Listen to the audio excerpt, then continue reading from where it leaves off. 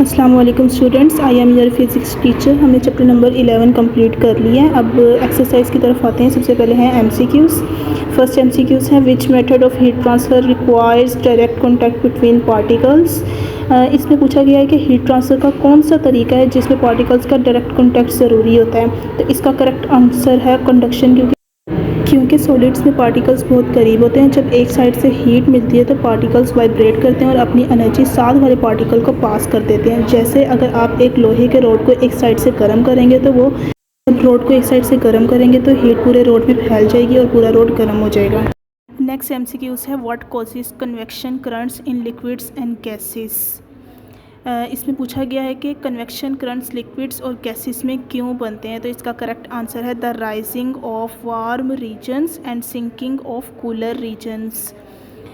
इसका कंसेप्ट ये है कि जब कोई लिक्विड या गैस गर्म होती है तो वो एक्सपेंड होती है और उसकी डेंसिटी कम हो जाती है, और डेंसिटी कम होने की वजह से उसका वेट वो हल्की हो जाती है, वेट कम हो जाता है, इसलिए वो ऊपर की तरफ उठती हैं। और जो ठंडी रीजन्स होती हैं वो डेंस होती हैं, वो नीचे की तरफ आती हैं। इस ऊपर नीचे की मूवमेंट से एक करंट या साइकिल बन जाता है जिसे हम कन्वेक्शन करंट कहते हैं।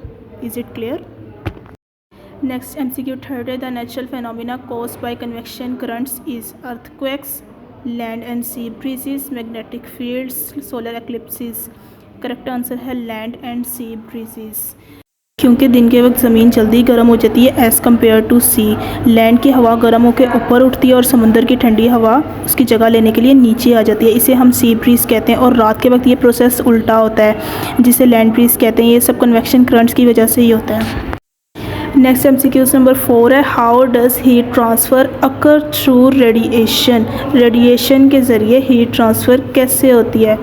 इनके प्रोसेस में हीट इलेक्ट्रोमैग्नेटिक वेव्स के थ्रू ट्रांसफ़र होती है। तो करेक्ट आंसर है C, through electromagnetic waves without needing a medium.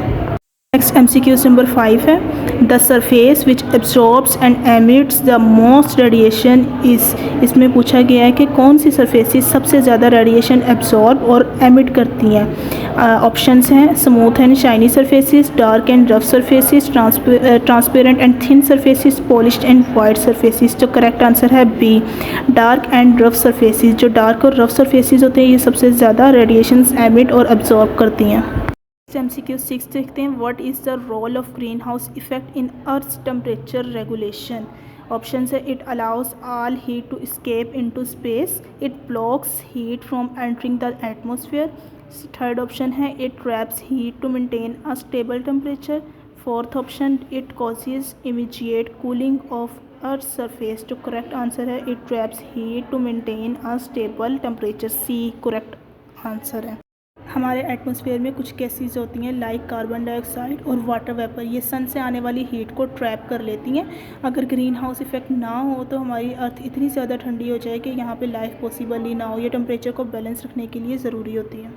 MCQs number 7 the sun's heat reaches the earth. Sun की हीट अर्थ तक कैसे पहुँचती है। ऑप्शन है through conduction between air particles, through convection in space, through radiation via electromagnetic waves, through reflection by the moon. Correct answer है through radiation via electromagnetic waves.